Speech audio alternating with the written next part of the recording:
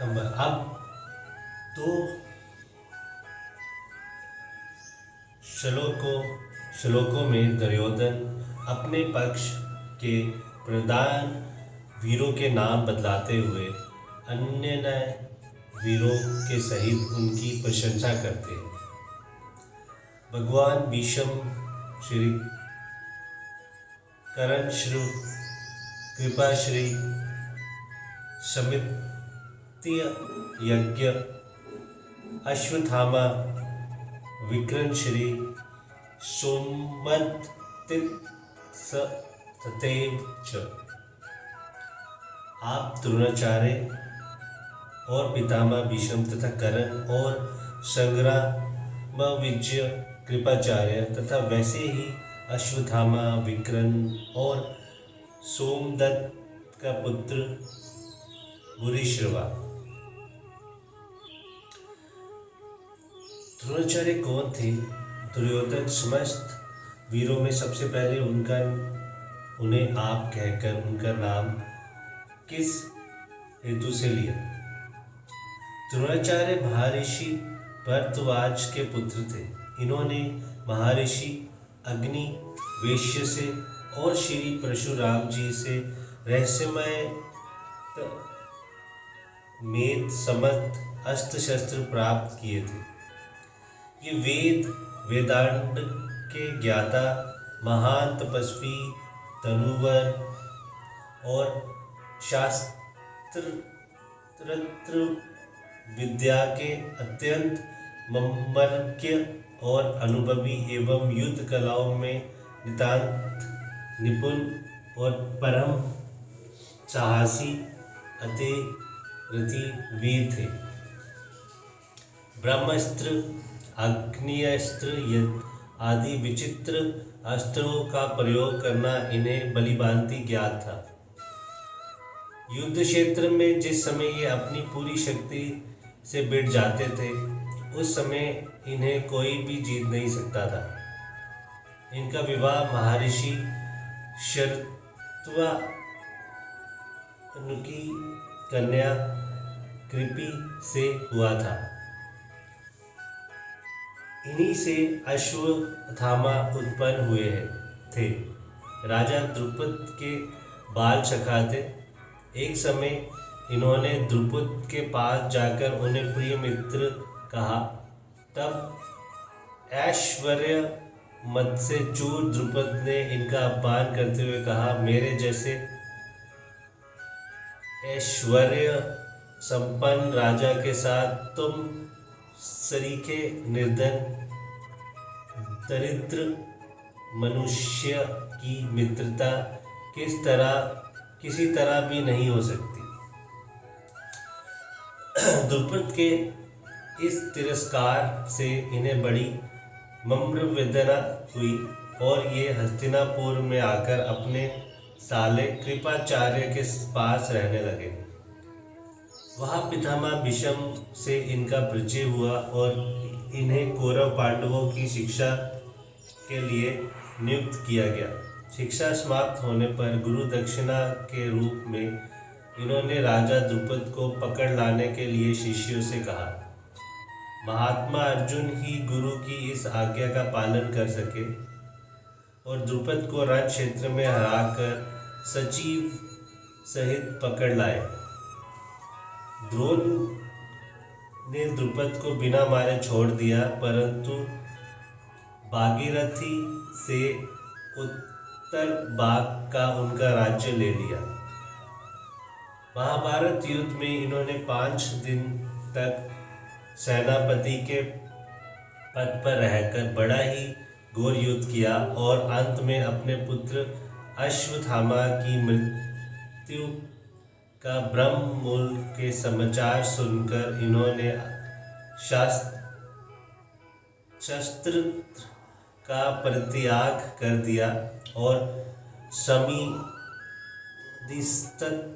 होकर ये भगवान का ध्यान करने लगे। इनके प्राण त्याग करने पर इनके ज्योतिर्मय स्वरूप का ऐसा तेज फैला कि सारा आकाश मंडल तेज रश्मि से तेज रोशनी से परिपूर्ण हो गया। इसी अवस्था में गुमन ने तीखी तलवार से इनका सर काट डाला। यहाँ दुर्योधन इन्हें आप कहकर सबसे पहले इन्हें इसलिए गिनाया कि जिसमें ये खूब प्रसन्न हो जाए और अपने पक्ष में अधिक उत्साह से युद्ध करे। शिक्षा गुरु होने के नाते आदर के लिए भी सर्वप्रथम आप कहकर इन्हें गिनना युति स्थगन ही है। भीष्म कौन थे? भीष्म राजा शांतनु के पुत्र थे। भागीरथी गणगा जी से इनका जन्म हुआ था। ये गो नामक नवम वसु के अवतार थे। इनका पहला नाम देवव्रत था। इन्होंने सत्यवती के साथ अपने पिता का विवाह करवाने के लिए सत्यवती के पालन करता पिता के आज्ञा अनुसार पूर्ण युवावस्था में ही स्वयं जीवन भर कभी विवाह न करने की तथा राज्यपद के त्याग की भीषण प्रतीक्षा कर ली थी। इसी भीषण प्रतिज्ञा के कारण इनका नाम भीष्म पड़ गया। पिता के सुख के लिए इन्होंने प्राय मनुष्य मात्रा के परम लोभनीय स्त्री सुख और राज्य सुख का स्वतः त्याग कर दिया। इससे परम प्रसन्न होकर इनके पिता शांतनु ने इन्हें ये वरदान दिया कि तुम्हारी इच्छा के बिना मृत्यु भी तुम्हें नहीं मार पा सकेगी। ये बाल ब्रह्मचारी अत्यंत तेजस्वी शस्त्र और शास्त्र दोनों के पूर्ण पारदर्शी और अनुभवी महान ज्ञानी और महान वीर तथा दृढ़ निश्चयी महापुरुष थे। इनमें शौर्य, वीर, त्याग, तिथ्या, क्षमा, दया, शम, दम, सत्य, अहिंसा, संतोष, शांति, बल, तेज, न्याय, प्रियता, नम्रता, उदारता, लोकप्रियता, स्पष्टवदिता, साहस, ब्रह्मचर्य, वीरति, ज्ञान, विज्ञान, मातृ पितृ भक्ति और गुरु सेवन आदि प्राय सभी सद्गुण पूर्ण रूप से विकसित थे। भगवान की भक्ति से तो इनका जीवन ओतप्रोत था। ये भगवान श्री कृष्ण के स्वरूप और तत्व को भलीभांति जानने वाले और उनके एक निष्ठ पूर्ण श्रद्धा संपन्न और परम प्रेमी भक्त थे। महाभारत युद्ध में इनकी समानता करने वाला दूसरा कोई भी वीर नहीं था। इन्होंने दुर्योधन के सामने प्रतिज्ञा की थी कि मैं पांचों पांडवों को तो कभी नहीं मारूंगा, परंतु प्रतिदिन 10,000 योद्धाओं को मारता रहूंगा। इन्होंने कौरव पक्ष के प्रधान सेनापति पद पर रहकर 10 दिनों तक घोर युद्ध किया। तदनंतर शेरशेष पर पड़े सबको महान ज्ञान का उपदेश देकर उत्तरायण आ जाने के बाद स्वेच्छा से देह त्याग दिया। कर्ण कौन थे? कर्ण कुंती के पुत्र थे। सूर्यदेव के प्रभाव से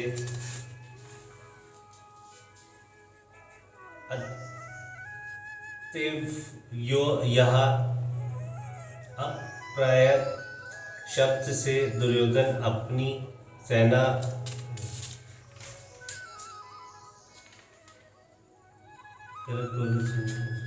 से कुंती की कुमारी अवस्था में ही इनका जन्म हो गया था। कुंती ने इन्हें पेटी में रख कर नदी में डाल दिया था, परंतु भाग्यवश इनकी मृत्यु नहीं हुई। बहते बहते वह पेटी हस्तिनापुर आ गई।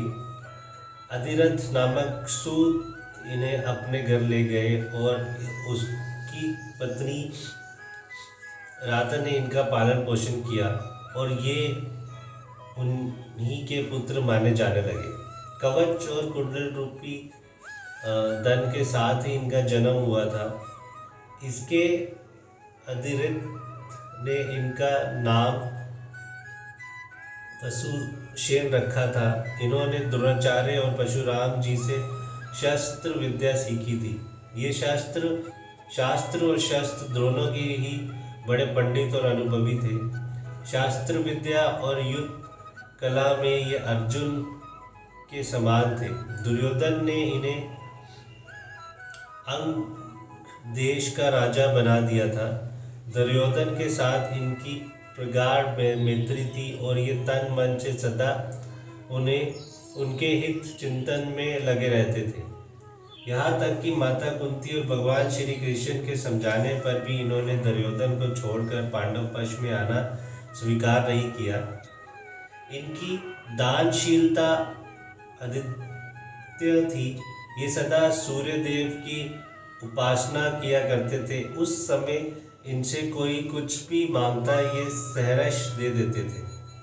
एक दिन देवराज इंद्र ने अर्जुन के हितार्थ ब्राह्मण का वेश धारकर इनके शरीर के साथ लगे हुए नैसिर कवच और कुंडल को मांग लिया। इन्होंने बड़ी ही प्रसन्नता के साथ उसी क्षण कवच कुंडल उतार दिया। उसके बदले में इंद्र ने इन्हें एक वीर दातिनी अमोघ शक्ति प्रदान की थी। कर्ण ने युद्ध के समय उसी के द्वारा भीमसेन के पुत्र घटोत्कच का वध किया था। द्रोणाचार्य के बाद महाभारत युद्ध में 2 दिनों तक प्रधान सेनापति रहकर ये अर्जुन के हाथ से मारे गए थे। कृपाचार्य कौन थे? ये गोत्रवंशीय महर्षि श्रद्धानुक के पुत्र हैं। ये धनुर्विद्या के बड़े पारदर्शी और अनुभवी है। इनकी बहन का नाम कृपी था। इनकी बहन का नाम कृपी था। महाराज शांतनु ने कृपा करके इन्हें पाला था। इसी से इनका नाम कृप और इनकी बहना का नाम कृपी हुआ। ये वेद शास्त्र के ज्ञाता, धर्म आत्मा तथा सद्गुणों से संपन्न सदाचारी पुरुष है। द्रोणाचार्य से पूर्व कौरव पांडवों को या वधि को धनु वेद की शिक्षा दिया करते थे।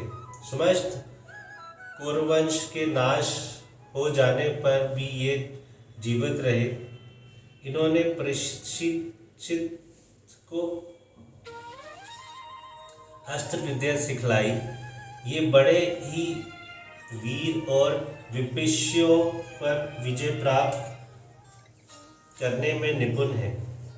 इसीलिए इनका नाम 7 सिमित्य विशेषण लगाया गया है। अश्वत्थामा कौन थे? अश्वत्थामा आचार्य द्रोण के पुत्र हैं। ये शास्त्र विद्या में अत्यंत निपुण, शुद्ध कला में प्रवीण, बड़े ही शूरवीर महारथी हैं। इन्होंने भी अपने पिता द्रोणाचार्य ही शुद्ध विद्या सीखी थी।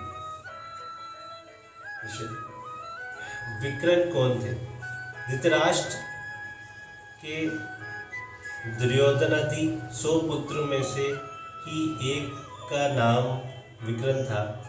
ये बड़े धर्मात्मा, वीर और महारथी थे। कौरवों की राजसभा में अत्याचारी पीड़ित द्रौपदी ने जिस समय सब लोगों से पूछा कि मैं हार गई या नहीं, उस समय विदुर को छोड़कर शेष सभी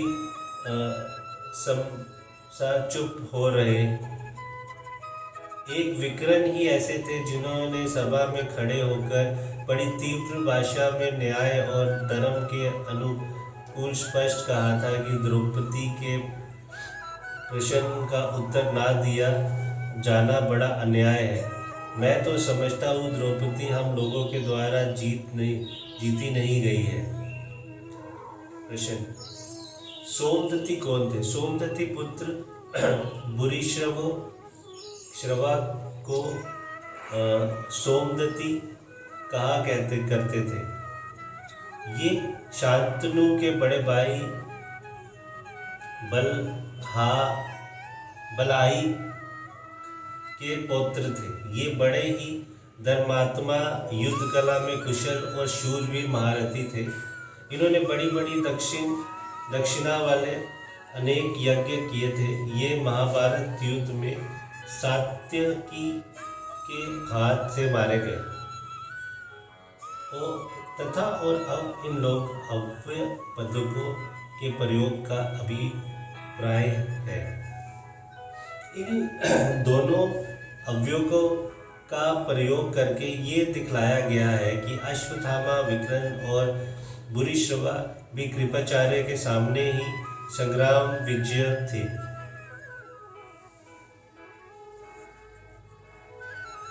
अन्य च बहव शूरा मध्यथेर तत्यथ जीविता नाना शस्त्र प्रहरना सिव्र युद्ध विशारदा और भी मेरे लिए जीवन की आशा त्याग देने वाले बहुत से शूरवीर अनेक प्रकार से शास्त्रों से सुशिक्षित और सब के सब युद्ध में चतुर है।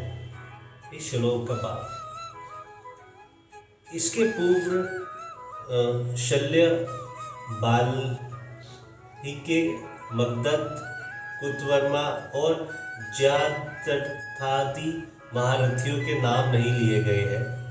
इस श्लोक में उन सबको संकेत करके दुर्योधन इससे ये बात दिखला रहे हैं कि अपने पक्ष जिन जिन शूरवीरों के नाम मैंने बतलाए हैं, उनके अतिरिक्त और भी बहुत से योद्धा हैं जो तलवार, गदा, त्रिशूल आदि हाथ में रख के जाने वाले शास्त्रों और बाण, तोमर या शक्ति आदि छोड़े जाने वाले अस्त्रों से बलि भांति सुसज्जित है तथा युद्ध कला में बड़े कुशल महारथी है। एवं ये सभी ऐसे हैं जो मेरे लिए अपने प्राण न्यौछावर करने को तैयार है।